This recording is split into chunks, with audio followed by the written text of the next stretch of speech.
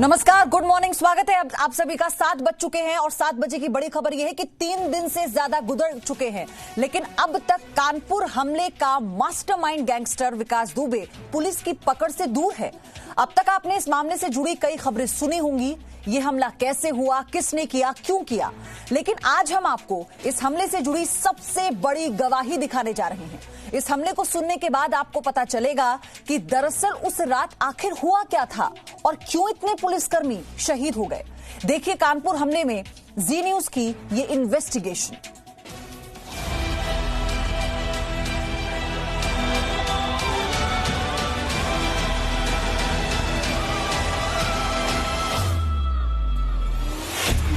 कानपुर के बिकरू गांव में पुलिस पर हमले की हम वो गवाही दिखाने जा रहे हैं जो अब तक आपने न सुनी और न ही देखी होगी। उस रात असल में क्या हुआ था? क्यों इतने ज्यादा पुलिसकर्मी शहीद हो गए? पुलिस पर विकास दुबे भारी कैसे पड़ गया? विकास दुबे उसके गुर्गे भागने में कामयाब कैसे हो गए? इन सभी सवालों के जवाब वो गवाह देगा जो खुद उस दिन आधी रात को वहां मौजूद था। ये व्यक्ति कोई और नहीं, उस पुलिस टीम में शामिल बिठूर थाने के एसओ कौशलेंद्र प्रताप हैं। इस वक्त कौशलेंद्र प्रताप अस्पताल में इलाज करा रहे हैं। इनकी जान तो बच गई, लेकिन उस रात इन्होंने जो देखा वो बेहद खौफनाक था। कौशलेंद्र सिंह बिठूर थाने के एसओ हैं, लेकिन वो चौबेपुर थाना क्षेत्र में मौजूद बिकरू गांव विकास दुबे को पकड़ने गए थे। सबसे पहले सुनिए इसकी वजह, क्योंकि उस रात उन्हें चौबेपुर थाने के एसओ का एक फोन आया था। जिस दिन घटना हुई है उस दिन सबसे पहले मुझे एसओ चौबेपुर द्वारा फोन से सूचना दी गई थी कि दबिश में चलना है। तो हम लोग जो है दबिश के लिए यहाँ से अपने थाने से करीबन 12:30 बजे के टाइम पे निकल गए थे और निकलने के बाद में वहाँ तकरीबन जो है हम लोग 1 बजे पहुंचे हैं। कौशलेंद्र प्रताप पुलिस टीम के बाकी साथियों के साथ विकास दुबे के घर से करीब 200 मीटर पहले ही गाड़ी छोड़कर पैदल जाने लगे।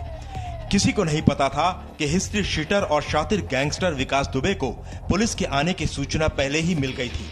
उसने मौत के खेल का पूरा मैदान तैयार कर रखा था। घर के पास ही जेसीबी मशीन खड़ी की गई थी ताकि पुलिस की टीम एक ही जगह इकट्ठी मिल जाए। जैसे ही पुलिस वाले जेसीबी मशीन को एक एक करके पार करने लगे, छतों से गोलियों की बौछार शुरू हो गई। जैसे ही पहुंचे तो पहले तो हम लोगों ने गाड़ियों को अपनी गाड़ियों को जो है वो नज़दीक वहाँ से करीबन 150-200 मीटर जो है पार्क कर दिया था। तो पार्क करने के बाद में वहाँ से हम लोग पैदल गए हैं। जी ही हम लोग पैदल पहुंचे तो रास्ते में उसने एक जेसीबी लगा के रखी थी पहले से। वो जेसीबी लगा कर रखी तो वहाँ से हम लोग जो है एक एक करके जैसे ही उसके घर के नज़दीक पहुँचे हैं तभी अचानक क्या हुआ, हमारे ऊपर जो है ताबड़तोड़ चारों तरफ से फायरिंग होने लगी। चूँकि अचानक होती हुई फायरिंग से हम लोग अपने आप को बचाने के लिए एकदम से जो है जगह जगह पे जो है आड़ लेने लगे और छिपने लगे। और जो ही हम लोगों ने अपने आप को थोड़ा सा सुरक्षित महसूस किया और फिर फायरिंग की, लेकिन चूँकि टारगेट जो है हमें नज़र नहीं आ रहे थे, क्योंकि हम लोग नीचे की तरफ थे और वो लोग ऊपर की तरफ थे। और पहले ही राउंड में जो उन लोगों ने फायरिंग की थी उसमें हम लोगों के मैक्सिमम लोग जो है इंजर्ड हो चुके थे। छत पर अंधेरा होने की वजह से पुलिस को टारगेट यानी विकास दुबे और उसके गुर्गे नजर नहीं आ रहे थे, लेकिन गोली चला रहे बदमाश पुलिस को आसानी से देख पा रहे थे, क्योंकि जहां पुलिस की टीम मौजूद थी वहां रोशनी थी। यही वजह है कि पुलिस कुछ नहीं कर पाई और विकास दुबे के गैंग ने 8 पुलिसकर्मियों को शहीद कर दिया। लेकिन हमारी टीम जो है वो एकदम शांत बैठ गई थी। शायद इसी वजह से जो है उनके साथ ही इस तरह की कैजुअल्टी हो गई। दूसरा ये कैजुअल्टी के सबसे कारण एक ये भी रहा कि वहाँ पे हम लोग टारगेट को बिल्कुल देख नहीं पा रहे थे और टारगेट हमको ऊपर से अच्छे से देख पा रहा था।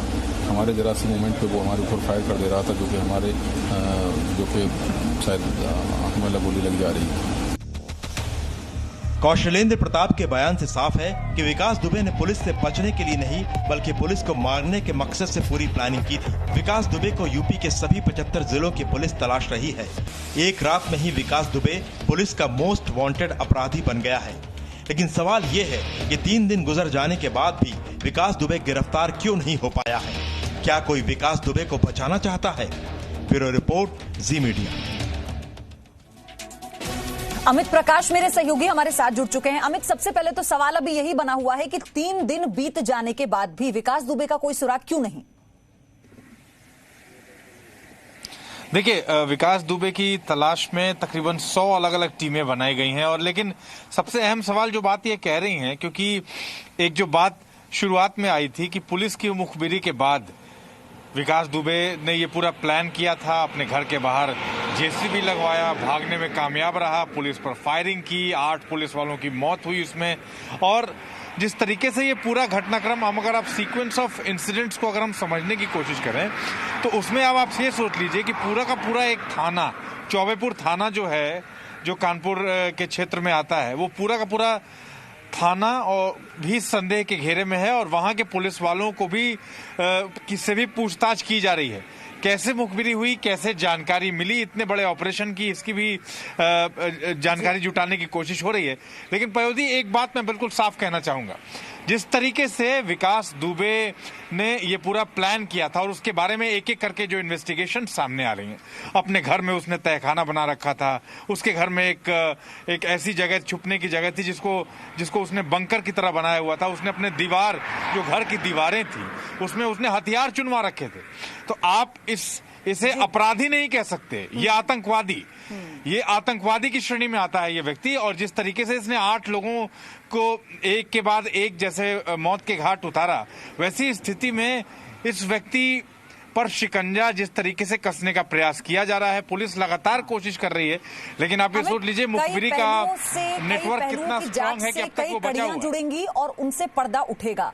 आप ये देखिए कि इतने समय से सक्रिय एक व्यक्ति, एक गैंगस्टर, और उसे वो कौन से व्यक्ति हैं जिनका संरक्षण मिलता है सिस्टम से, सरकार से, ये अपने आप में सबसे बड़ा खुलासा होने वाला है, जिसकी जांच चल रही है। और साथ ही सबको इंतजार, क्योंकि खुद मुख्यमंत्री कह चुके हैं कि प्राथमिकता यह है कि विकास दुबे को सबसे पहले पकड़ा जाए। कानपुर की घटना के बाद उत्तर प्रदेश में फिर से अपराधियों के खिलाफ ऑपरेशन क्लीन शुरू होगा। यूपी के डीजीपी मुख्यालय ने उत्तर प्रदेश में टॉप 33 यानी टॉप के 33 अपराधियों की लिस्ट बनाई है।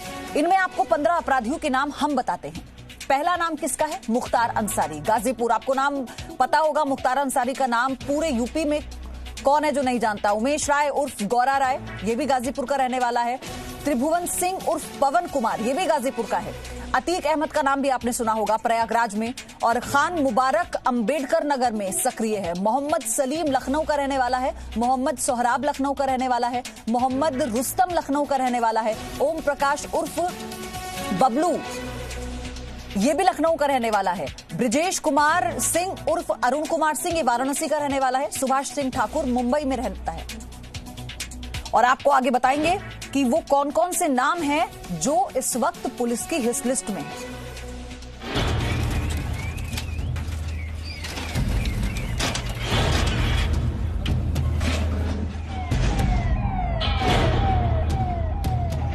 विकास दुबे का कानपुर में घर गिरा दिया गया। इस दौरान उसकी आलीशान गाड़ियां भी तोड़ दी गई। ये वही घर है जिसकी छत से पुलिस वालों पर गोलियां बरसाई गई थी। लेकिन इस घर में ऐसे राज का पर्दाफाश हुआ है जो बेहद चौंकाने वाला है। पुलिस के मुताबिक पुलिस कर्मियों को बम से उड़ाने की साजिश थी। विकास दुबे ने घर में विस्फोटक जमा किया था।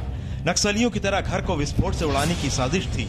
विकास दुबे के घर से 2 किलो विस्फोटक बरामद हुआ है। विकास दुबे के घर से तमंचे, कारतूस और जिंदा बम मिले हैं। उसके घर को जो बंकर बने हुए थे और जो जहां दीवारों के अंदर उसे बताया जा रहा था कि यहाँ छिपाकर रखा गया है, वहां से हम लोगों को 6 तमंचे मिले हैं, अवैध शस्त्र मिले हैं, 25 कारतूस मिले हैं, लगभग 2 किलो विस्फोटक मिला है और भारी मात्रा में कील और रिपिट्स मिले हैं जिनसे वो बम बनाता था। 15 जिंदा बम मिले हैं और इस तरह की इस भारी विस्फोटक वहां रखा गया था और वो इतना शक्तिशाली हो सकता था कि उससे पूरा घर उड़ जाए।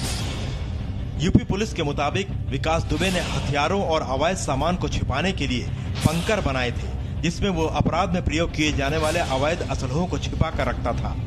ने दीवारों में, जैसे लोग ब्लैक मनी को दीवारों में छिपा करके कुछ लोग रखते हैं, उस तरह से हथियारों को दीवार में छिपा करके रख रखा है और उन ईंटों को जब जरूरत पड़ती है हटा लेता है, इसको जानकारी होती है और उनका वो फिर प्रयोग करता है। इसके अलावा साथ में ये भी जानकारी थी कि कुछ लूटे हुए हथियार जो पुलिस के हथियार है उसको भी नीचे बंकर में इसने दबा करके रखा है। विकास दुबे ने अपने घर में दीवारों के पीछे भी हथियारों को छिपाने के लिए खास जगह बनाई थी और जब उसके अपराध की लंका ढहाई गई तो पुलिस को अवैध असलहे भी मिले। ये बंकर इसने अपने कमरे के नीचे बना रखे थे, घर के अंदर ही, और दीवारों में जगह जगह इसने जो है अंदर के कमरों में दीवारों में भी इसने इस तरह के हथियार चुनवा रखे। हिस्ट्री शीटर विकास दुबे पर इनाम 50,000 से बढ़ाकर 1 लाख रुपए किया गया है। वहीं कानपुर पुलिस ने वारदात में शामिल अन्य 18 आरोपियों पर 25-25 हजार का इनाम रखा है। Romat Jha, Zee Media, Kanpur. Presenting B News app, available on Google Play and App Store. Download it now.